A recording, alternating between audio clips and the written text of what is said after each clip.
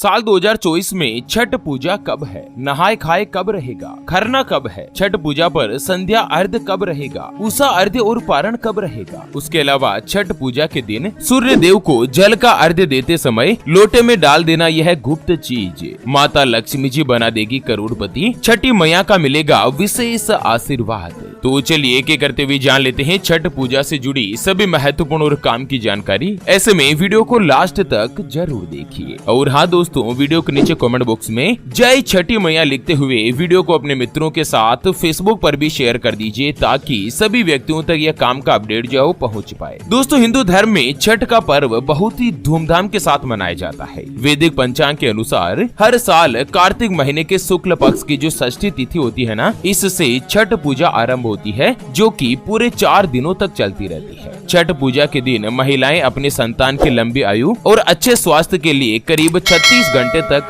व्रत रखती है और इसे सबसे कठिन व्रतों में से एक माना जाता है। आपको बता दें कि छठ पूजा का जो आरंभ है ना, वो नहाए खाए के साथ शुरू होता है और व्रत का पारण चौथे दिन उगते हुए सूर्य को जल का अर्घ्य देने के साथ ही समाप्त होता है। छठ पूजा को बिहार, झारखंड, पूर्वी उत्तर प्रदेश, पश्चिम बंगाल, देश की राजधानी दिल्ली सहित कई राज्यों में बड़े ही धूमधाम के साथ मनाया जाता है। तो चलिए जान लेते हैं साल 2024 में छठ पूजा कब है। हिंदू पंचांग के अनुसार कार्तिक शुक्ल पक्ष की षष्ठी तिथि यानी कि छठ पूजा आरंभ होती है, वो 7 नवंबर को सुबह 12:41 से शुरू हो रही है, जो कि 8 नवंबर की सुबह में 12:35 तक रहेगी। उदय तिथि के अनुसार छठ पूजा का जो त्योहार है ना, वो 7 नवंबर को मनाया जाएगा और इसी दिन शाम के समय सूर्य को अर्घ्य दिया जाता है। छठ पूजा का जो पहला दिन है ना, नहाए खाए, वो 5 नवंबर 2024 का है। दूसरा दिन खरना का है जो कि 6 नवंबर 2024 के दिन रहेगा। तीसरा दिन संध्या अर्घ्य का, वो 7 नवंबर को, और चौथा दिन उषा अर्घ्य का यानी कि उगते हुए सूर्य को जो अर्घ्य देना होता है वो 8 नवंबर को होता है। छठ पूजा जो है ना, वो छठ पूजा के तीसरे दिन शाम के समय सूर्य देव को अर्घ्य दिया जाता है। इसके साथ ही बांस के सूप में फल, गन्ना, चावल के लड्डू, ठेकुआ सहित अन्य सामग्री रखकर नदी सरोवर के अंदर खड़े होकर पूजा की जाती है। इस दिन सूर्यास्त शाम को 5:29 पर है।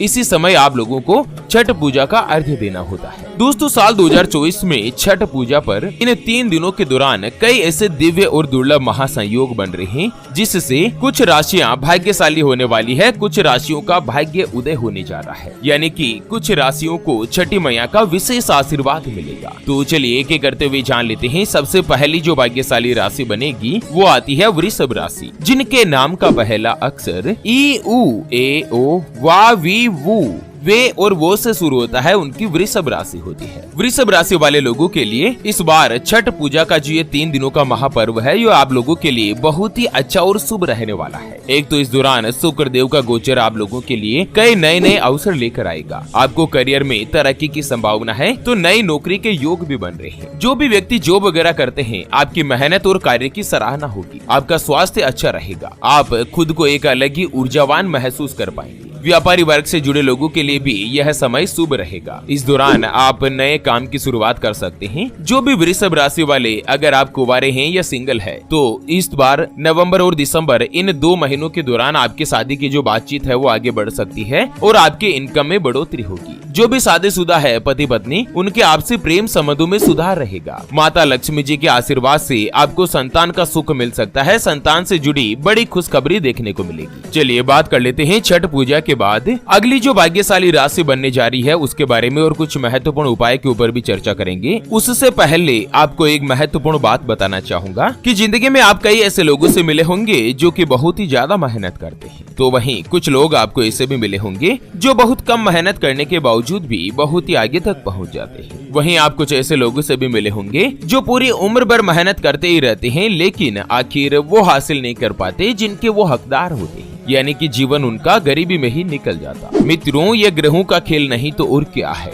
और इसी के समाधान के लिए हमारे गुरुजी आप तक लेकर आए हैं आपके अपने जीवन के बारे में व्यक्तिगत यानी कि पर्सनलाइज्ड कुंडली, जिससे आप घर बैठे यह पता लगा सकेंगे कि आपके नवग्रह आपके बारे में क्या कहना चाहते हैं। क्या आपकी कुंडली यानी कि किस्मत में कोई दोष तो नहीं? अगर दोष है तो वो क्या है, उसका समाधान क्या है? कोई ग्रह आपके लिए कमजोर तो नहीं, उसको मजबूत करने का उपाय क्या है? आपका भाग्य उदय कब होगा? कब जीवन में अच्छे दिनों की शुरुआत होगी, सरकारी नौकरी का योग कब तक रहेगा, आपकी कुंडली में कितने राजयोग बनते हैं, आपका स्वयं का मकान कब बनेगा, आपके लिए भाग्यशाली रत्न या रुद्राक्ष कौन सा है, उसको धारण करने की विधि क्या है, उसके बारे में कंप्लीट जानकारी हम आपको कुंडली रिपोर्ट में बताने जा रहे हैं, जिसको अभी जो आप ये स्क्रीन पर नंबर देख पा रहे हैं ना, उस पर व्हाट्सएप पर संपर्क करके आप हमारे गुरुजी से बात कर सकते हैं और 251 रुपए की छोटी सी नामात्र की फीस में आप अपने संपूर्ण जीवन की महाजन्म कुंडली के बारे में जान सकते हैं। अगर आपकी कोई भी समस्या है जिसका समाधान आप कुंडली बनवाकर जानना चाहते हैं, जैसे कि आपका विवाह का योग नहीं बन रहा है, बहुत जगहों पर आप रिश्ता देख देख कर आखिर थक चुके हैं, परेशान हो चुके हैं, लेकिन कहीं पर भी कोई भी रिश्ता फाइनल नहीं हो पाता या रिश्ता होकर बार बार टूट जाता है, पति पत्नी के बीच आपस में बनती नहीं है, घर परिवार में लड़ाई झगड़ा या गृह कलेश बना रहता है, व्यापार में आपको नुकसान हो रहा है, घर में धन की कमी बनी रहती है या आपके ऊपर कर्ज हो चुका है जिसको आप चुका नहीं पा रहे हैं, आपके बनते बनते कार्य लगातार बिगड़ जाते हैं, अटक जाते हैं, आपको संतान का सुख नहीं मिल रहा है, बच्चों का पढ़ाई में मन नहीं लगता, बच्चे लगातार सरकारी नौकरी या किसी अच्छी जॉब की तलाश कर रहे हैं लेकिन उनको सफलता नहीं मिल पा रही है, या लड़का लड़की का विवाह होने जा रहा है, संबंध होने जा रहा है, चाहे लव मैरिज हो या अरेंज मैरिज हो, विवाह से पहले आप दोनों का कुंडली मिलान करवाना चाहते हैं, अष्टकूट रीति से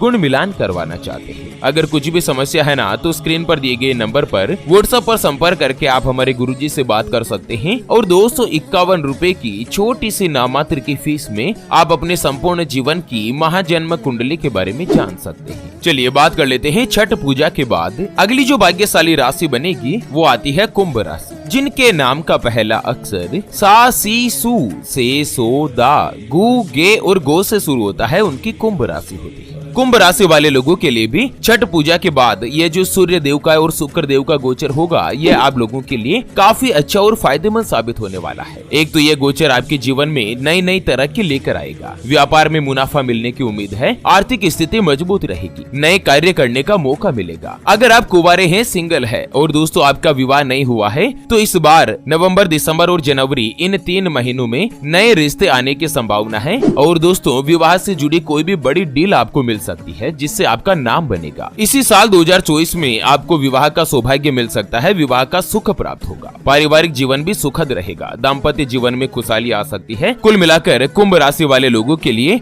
यह जो छठ पूजा का जो त्योहार है ना, ये आपके जीवन में नई खुशियां लेकर आएगा। चलिए बात कर लेते हैं छठ पूजा के बाद अगली जो भाग्यशाली राशि बनेगी वो आती है धनु राशि, जिनके नाम का पहला अक्षर ये, यो, भा, भी, भू, ध, फ, ढ और भे से शुरू होता है, उनकी धनु राशि होती है। धनु राशि वाले लोगों के लिए छठ पूजा के बाद इस बार जो शुक्रदेव महापरिवर्तन या गोचर करेंगे ना, ये आप लोगों के लिए अच्छे समय की शुरुआत करेंगे। नौकरी और व्यापार दोनों में ही नए अवसर मिलेंगे, आपकी इनकम बढ़ेगी, परिवारजनों का सहयोग मिलेगा, जिससे आप बहुत ही ज्यादा खुश रहेंगे। अगर जो भी धनु राशि वाले लड़का लड़की, पति पत्नी, महिला पुरुष अगर पार्टनरशिप में काम करते हैं ना, तो समय आपके लिए अच्छा रहेगा। आप कोई भी नई डील या नया इन्वेस्टमेंट कर सकते हैं, आपका व्यापार बढ़ेगा। नौकरी करने वाले लोगों को भी लाभ मिलेगा, आप पहले से ज्यादा पैसे बचा पाएंगे, लेकिन ध्यान रखें कि आपको फिजूल खर्ची पर नियंत्रण रखना जरूरी है। दोस्तों आपकी इनकम बढ़ेगी, लेकिन आपको अपना खर्चा नहीं बढ़ाना है, आपको अपनी जो आदतें हैं उनको नहीं बिगाड़नी है, नहीं तो दोस्तों आपके लिए समय और भी ज्यादा नेगेटिव हो सकता है, मानसिक समस्याएं भी आपको परेशान कर सकती है। बाकी लंबे समय से धनु राशि वाले लोगों की शादी में अगर विवाह में कोई रुकावट, बाधा, दिक्कत आ रही थी तो वो भी दूर होगी। चलिए बात कर लेते हैं छठ पूजा के इस